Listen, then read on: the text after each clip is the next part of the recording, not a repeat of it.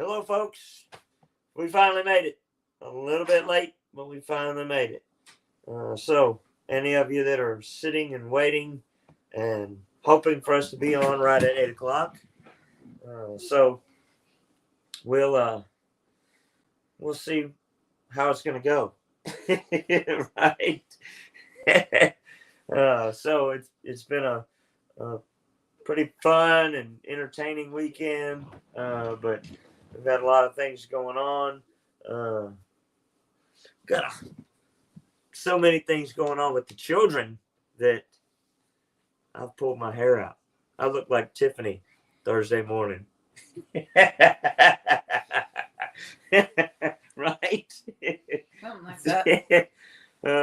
So here we are, episode 35. We finally made it, episode 35. And tonight we're talking about helping others. So we want to touch on some things that we went through yesterday and just kind of how we treat other people, whether we know them or not. And, really, we've had conversation before about how quickly and how fast church members and family can turn their back on you, right? And cut you deep. Yep. But in this episode, we just want to quickly talk about just how we treat others. And boys, keep it down. Again, see, I've had it up to here, so my frustration may come out. So yesterday we were down at the river. We took a ride and tried to enjoy the day, and Tiffany had a great time videoing. Right? I definitely got some TikTok worthy videos if I did TikTok. Yeah, right. So we were sitting and just looking at the river. The almighty Mississippi doesn't seem quite so mighty right now because of what little rain we've had. And then two guys come down the ramp on four-wheelers and take off onto the sandbar. And what happened to one of them? I don't know. He just took a hard right, like he was supposed to drive off in the river. He made it within 10 feet of the river and just came to a dead stop. To the top. He was wide open to dead stop. His fenders stopped. I mean, deep. And then he decided he would get off. Yeah, and so if you've ever watched the TV shows like Alaskan Bush People or Life Below Zero and stuff like that, and you see these people walking around in the snow, right? Mm-hmm. Or you see them walking out on ice, and when they're trying to figure out if the ice is thin or not, or if the snow is very deep, that they wear something like on their feet, like snowshoes, for the snow to spread their weight out, right? Give them a larger footprint and be able to stay more on top of the snow. Or if you're on thin ice, you spread yourself out, This guy just stepped off the four-wheeler just waist deep. I mean, and the more he wiggled, the deeper he went. It was like, it wasn't quicksand. This was lightning sand. He was down, and the man just could not get out. So it was very comical. And the guy that was with him was like, "What are you doing? What were you thinking?" And so we ended up getting our side by side and having to winch them out. After you threw the guy a spare tire so he could get his person out. Yeah, he almost lost his boots and was struggling to try to get out and get back on top of the soil. Common sense level there was definitely lacking. So, yeah, I went up and found an old mud tire thrown up in the bushes, took that down and tossed it to him like a life preserver, And I said, look, dude, you're going to have to lay on this and spread your weight out and then work your feet loose and get out, roll away from the four-wheeler. And then when we started trying to winch it out, 7,000 pounds worth of winch was digging this thing down deeper. So they were just like at a loss. And I was like, all right, look, we're going to have to do something different. We're going to have to flip this thing end over end to get it out. And then the guy gets stuck again trying to unhook the winches and hook them to another place. But, you know, the thing is that myself and the other guy on the four-wheeler, we were having conversation and stuff. And I told him, I said, look, we'll help get him out. You know, we've got a winch. We'll help you and we'll work at this together. And he was real appreciative. And he was like, you know, he said, I spend half my time every time I go riding just helping people get out of a mud hole, getting out of a bad place. And he said, you know, that's the fun part for me is even if I tear something up, you know, I'm there to help people get freed up. What if we did that in our lives? What if we did that to the people around us instead of trying to tear them down and look for ways that we could make fun of them, right? I mean, we were all laughing. We were all having a good time. We weren't just making fun of the guy walking away, right? No, we were making fun of him to his face. But the thing is that we risk getting stuck. We risk being in a bad place to get these guys out and get them back to being able to have a good time again. And it took a little bit. It took us about an hour to get the guy out, right? It was over an hour. Was it? Mm-hmm. So we had fun. I had fun, you know, getting them, helping them get out and everything. So I just began to think, you know, how many of us have ever just been bogged down and been stuck in the mud, you know, in our lives, emotionally, physically, like that guy yesterday, but even spiritually, you know, just marred down and stuck, and just seems like there's no way out. And everybody around us wants to be in the cool crowd. They want to point and laugh and poke fun. They just want to like hammer you down deeper. Yes, and they don't want to throw you a lifeline and help you get out. Maybe not always knowing that that's what they're doing, but instead of encouraging, they're just and you know, it's just the programming of people's minds now is to just cut you. Mm-hmm. Instead of being there to support you and help you in a bad time, then they're always like, if we read in the Bible and we read about Job, and we see Job was in a very bad place in his life. And within 5 minutes, nearly every single thing that he knew about life was gone. Mm-hmm. But he had these 3 friends that we label as friends that want to come along and they want to ask him, well, what did you do? Yeah. What have you done to deserve this? Well, I mean, why are you in this position? There for him. Even his wife was like, dude, this cursed guy can die. Yeah, it's done. Right? You're done. Yeah, exactly. And there's so many times that people are just like, hey, what are you doing wrong? It's obviously you. You're the bad person. You're the reason. Instead of saying, hey, let me help you in this situation. Let me encourage you. And the Bible says in Matthew 7:12, we get the golden rule from, right? Treat everyone how you would wish them to treat you. And in Matthew 26, we get the Great Commission where we're told to go and to do great things in people's lives and help them, right? Mm-hmm. Go, preaching, teaching, baptizing, and making disciples. And those are all great things to help people in their lives. If you help them spiritually and emotionally, then you'll be much more available to help them physically. But many times you try to help somebody physically and you just enable them to continue to destroy themselves spiritually and emotionally, right?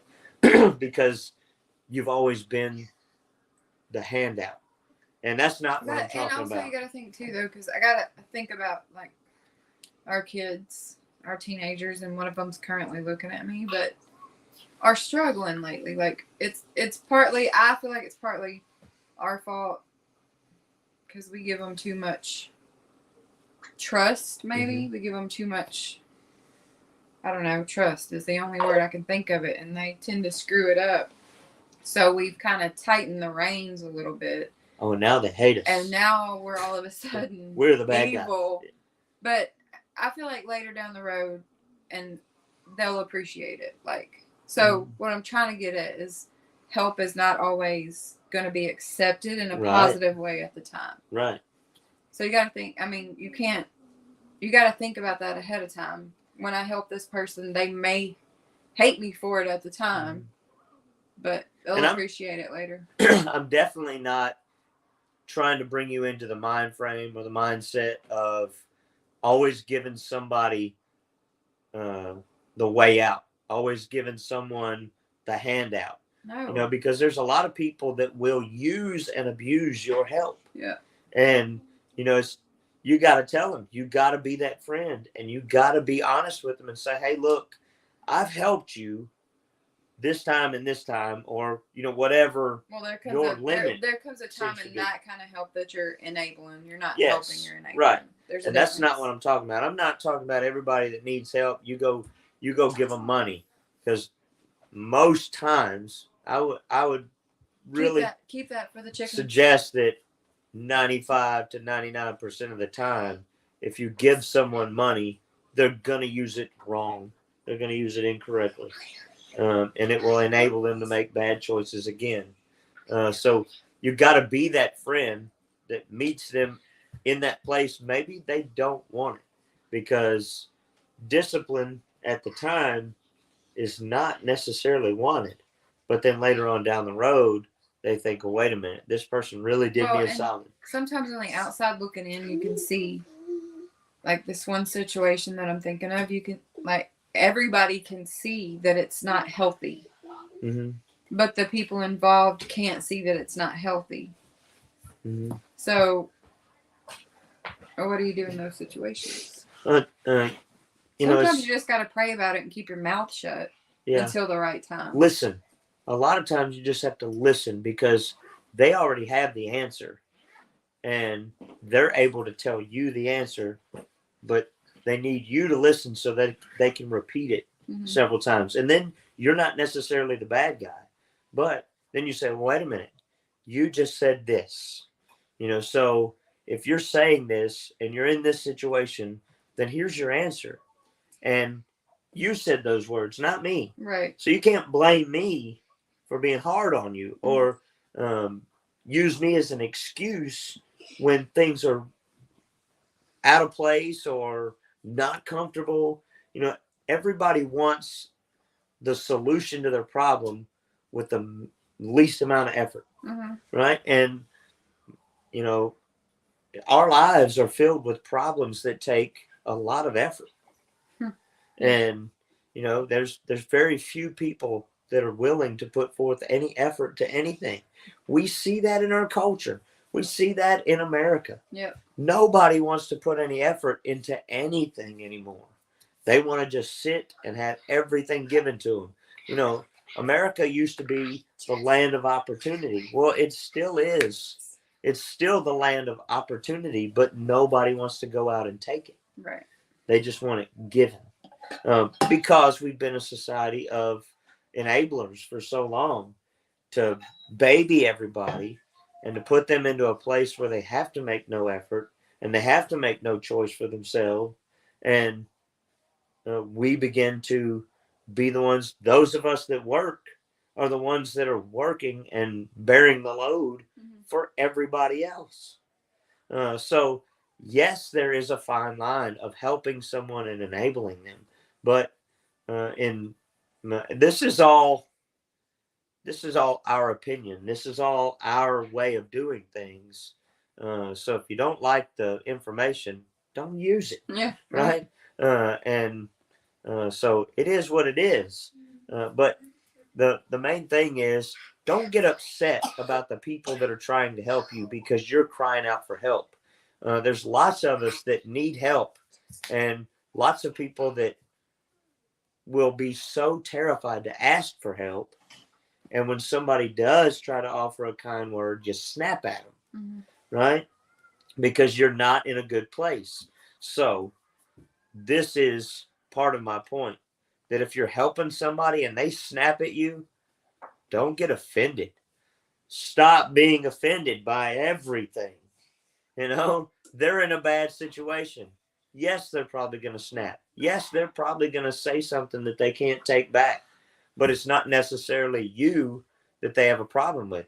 It's because their situation has their life in a twisted, upside down kind of situation, kind of thing, right? But my whole thing is, yesterday I didn't know those two guys at all, but what did it hurt for me to help? Right. There was two people. There was a bunch of people that were just sitting and watching, right, and taking pictures, and they were perfectly fine, laughing and joking and elbowing each other in the ribs about, hey, check out what's going on down here. Right. And we had two people come down there. We got the guy halfway out, and two people come down and said, hey, y'all need some help? We got ropes. We got winches. Can we do anything to help you? Right? And it's always the rednecks. It's always the rednecks that are willing to just be like, yo, the city folk are the ones that are like, nah, I ain't getting muddy. Right? I ain't going down to help. But the rednecks are like, yeah, let's go get covered in mud. Let's get these folks out. Right? And that's the kind of people that I want as my friends. The people that aren't afraid to get in the mess with you and get messy, muddy, nasty, and just be like, hey, I'm here. Side by side. We friends. We stuck like glue. Right? Isn't that the kind of people you want on your hip? The people that are not afraid to go to battle with you, to war over your pain, your heartache, and just say, hey, no matter what, I'm going to be here. I'm going to help you fight through this. I'm going to be the one to speak reason and hope into your life. Because the worst kind of friend that I need is the one that tucks his tail and runs away at the first sign of anything difficult. Right? So be aware of who you have in your circle. Be aware of how many friends are sucking the life out of you, that you've helped and helped and helped and helped. And when you need help, where are they?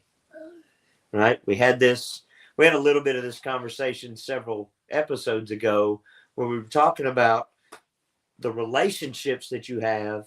You need to look at them as like a bank account. If everyone around you is continuing to withdraw and they're not making deposits, then you need to give them a piece of paper with a stamp that says non-sufficient funds. You can no longer bank here, and take your problems and your junk somewhere else. I have helped way beyond help. I need somebody depositing some things into my life, right? Yep. And be open to the people that are willing to make deposits. They might not be the quantity that you want, but I guarantee they'll be the quality. Definitely not going to be the quantity. Right.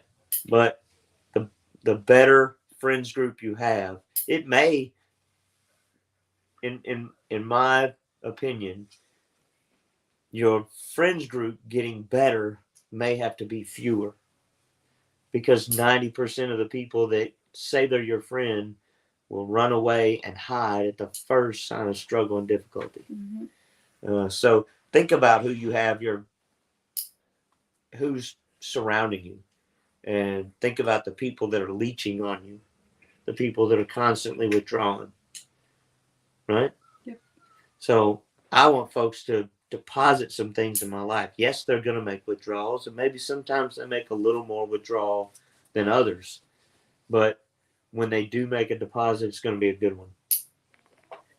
So think about that. Think about all these things, and we'll make this short and sweet tonight. We'll wrap this up, and just think about that. Really concentrate on the things that are going on in your life, the things that you're struggling with, and who's really there trying to help, and you've tried to push them away. They may be offering some gems that you've overlooked. There may be some real treasure in those friends. All right. So, any last words before we sign off? No words. She's got very little tonight, right? Yeah, all right, folks. I'm not gonna push her to the limit because obviously she's struggling, and she needs some help. She needs to go to bed. Y'all pray for Tiffany. All right. I love y'all. Thanks for watching. We'll see you next time.